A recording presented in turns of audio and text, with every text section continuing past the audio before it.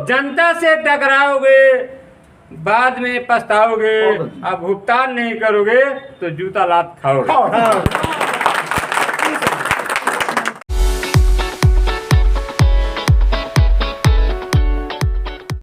लगातार सहारा इंडिया परिवार, PSCL, KBCL, तमाम चिट फंड कंपनियों के भुगतान को लेकर के आवाज़ें उठती आई हैं। उसी क्रम में आज देवरिया के सिंचाई डाक बंगला पे किसान यूनियन और ठगी पीड़ित जमाकर्ता परिवार, मानवाधिकार सुरक्षा संगठन, इस तमाम सभी संगठन जो उद्घोष आज के 5-6 महीना पहले अमित शाह जी ने किया था कि सहारा इंडिया क्रेडिट सोसाइटी से 10,000 रुपये तक का भुगतान निवेशकों का किया जाएगा, उस क्रम में तमाम लोगों ने अपना आवेदन जो है CRCS में लोगों ने किया है पोर्टल पे, लेकिन अभी तक किसी भी निवेशक के खाते में कोई पैसा नहीं पहुंचा है। और संपूर्ण भुगतान हो उसके लिए निवेशक जो है लगातार प्रदर्शन, धरना प्रदर्शन, दिल्ली जंतर मंतर पे कार्यक्रम, लखनऊ पे इको गार्डन पे प्रदर्शन, इसी क्रम में आज देवरिया में भी बैठक हुई है ताकि संपूर्ण भुगतान अगर नहीं होता है तो दिल्ली के जंतर मंतर पे संपूर्ण भुगतान को लेकर के और संसद घेरने का अभियान तक के इस सफर में ये सभी निवेशक जो हैं उत्सुक हैं और 2 अक्टूबर को सब लोग दिल्ली जाने के लिए क्रम में हमारे साथ मौजूद हैं। क्या इनका कहना है आइए जानते हैं। क्या नाम है आपका? मेरा नाम सर हरकेश गुप्ता जी है। मैं रामपुर कारखाना का निवासी हूँ।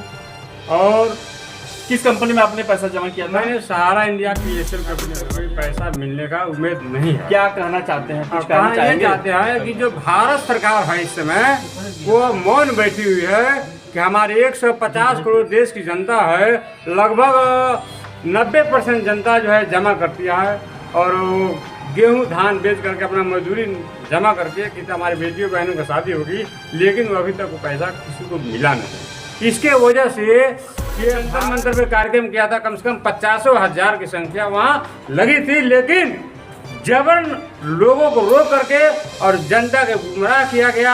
और हम लोग का बात वजह से महात्मा गांधी भारत के राष्ट्रपति होने की वजह से, राष्ट्रपिता होने की वजह से उनकी श्रद्धांजलि अर्पित करने के लिए 2 अक्टूबर को ये पूरे भारतवर्ष की जनता लगभग आ रही है। उसको बताना है कि यदि भुगतान नहीं तो वजह से या पूरे भारतवर्ष में देवरिया जनपद से भी करीब कई 100 लोग जाएंगे। इसके लिए हम लोग प्रयास कर रहे हैं कि यह जनता वहां चले और अपनी पेमेंट को लेकर रहे। साथ मौजूद हैं किसान नेता जो है विनय सिंह जी हैं। आपका क्या कहना है ये चिट फंड कंपनियों के बारे में, जो भुगतान जो सरकार जो है बार बार कह रही है कि 10,000 रुपये तक का ही भुगतान होगा, लेकिन अभी तक वो 10,000 रुपये तक का भी भुगतान जो है निवेशकों के खाते में नहीं पहुंचा है। इस पर आपका क्या कहना है? हमको सबसे प्रथम ये कहना है कि कहीं न कहीं जो ये चिट फंड कंपनियां हैं ये लोगों को अपने झांसे में लाती हैं और लोग अपना पैसा, अपनी गाड़ी कमाई, अपने जीवन का 1-1 रुपया बचाया हुआ पैसा लोग उसमें जमा करते हैं और जब वो मोटी रकम हो जाती है तो ये कंपनी सरकारों से साठ-गांठ करके और चंपत हो जाती है। उसके बाद जब जनता रोड पे आती है, सड़क पे आती है, सरकारों को लगता है कि इससे चुनाव में इसका खामियाजा भुगतना पड़ेगा, तो सरकार इसमें फिर जनता को गुमराह करती है और जनता को भरोसा देती है कि आपका पैसा एक भी डूबेगा नहीं। इसी क्रम में सहारा और अन्य कंपनियों से कम लाखों की संख्या में इस देश में, इस प्रदेश में लोग जुड़े हुए हैं और लोकसभा का जो चुनाव आने वाला है वह इसको प्रभावित करेगा। परिवार का पैसा इसमें फंसा है। मैं उन सारे परिवार के लोगों से ये मांग करता हूँ, ये गुजारिश करता हूँ, निवेदन करता हूँ कि अगर सरकार आपके साथ धोखा कर रही है तो चुनाव में इस सरकार से थोड़ा सा मुँह मोड़ लीजिए। एक घर में अगर 5 वोट है तो कई लाखों वोट का इनका नुकसान होगा और आने वाले समय में ये मजबूर हो जाएंगे, क्योंकि ये सरकार वोट में इंटरेस्ट लेती है। जहां से इसको लगेगा कि हमारा वोट का नुकसान हो जाएगा वहां सरकार तत्काल एक्शन लेती है, और जहां लगेगा वोट का नुकसान नहीं होगा तो वो सरकार, जैसे आप दिल्ली में किसान आंदोलन, आपका ये कहना है कि गवर्नमेंट को सिर्फ वोट चाहिए। हाँ। इन निवेशकों के पक्ष में अगर गवर्नमेंट काम करती तो चिट फंड कंपनियों के ऊपर विधिक कार्रवाई करते हुए सारे लोगों का पैसा वापस मिल जाता। बिल्कुल। और अगर पैसा वापस नहीं होता है तो कहीं न कहीं ये जितने निवेशक हैं या जो लोग भी हैं परिवार, जो पीड़ित परिवार है, अगर वो इस चुनाव में अगर वो अपना मतदान नहीं करते हैं तो गवर्नमेंट पे इसका सीधा असर पड़ेगा, गवर्नमेंट गिरेगी। नहीं, गवर्नमेंट गिरेगी और जो दूसरी गवर्नमेंट आएगी वो तो जानेगी ना कि भाई ये जो जनता बेसहारा जनता थी, आज इस जनता ने ही उस आतताई सरकार को हटाया है, तो इनकी समस्या को हमको सुनना पड़ेगा,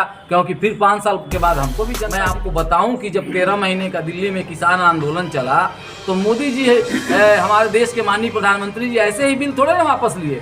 उनको लगा कि यूपी जैसा बड़ा स्टेट और भी तमाम स्टेट है, इसमें हमारा पत्ता गुल हो जाएगा, पश्चिमी उत्तर प्रदेश में हम साफ हो जाएंगे। तो इन्होंने कृषि बिल जो अडानी एवं अंबानी के लिए बनाया था, बड़े बड़े उद्योगपतियों के लिए एक कृषि काले कानून लाए थे, उसको उन्होंने आज किसान उसका विजय मनाता है, उसका जुलूस निकालता है कि हमने सरकार को झुकाया। मैं अपने सारे निवेशक भाइयों से कहना चाहूँगा कि मन मार के घर बैठ जाएंगे तो कुछ नहीं मिलेगा।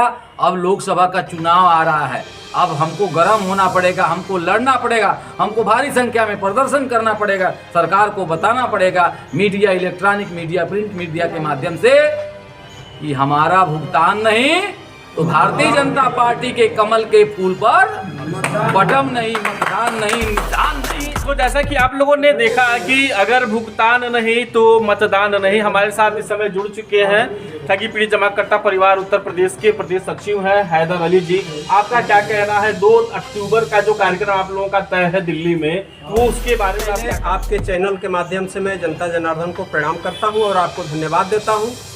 सर, 2 अक्टूबर का कार्यक्रम जो मेरा पूर्व विदित है, निश्चित है, उस दिन तमाम ठगी पीड़ित जमाकर्ता के सदस्यगण, जो तमाम लगभग हिंदुस्तान की बात किया जाए तो 42 करोड़ लोग, उसके अगर जो 1% भी लोग पहुंच जाएंगे तो दिल्ली, और संगठन यह संकल्प ले चुका है कि अगर जो हमारा भुगतान ये नहीं करते हैं तो निश्चित तौर से इन ठगों बेईमानों को, जो कुर्सी पे पावन पवित्र कुर्सी को जो अपवित्र कर रहे हैं, उनको मैं उन महाआत्माओं के चरण स्पर्श करने नहीं दूंगा, श्रद्धा सुमन चढ़ाने नहीं दूंगा।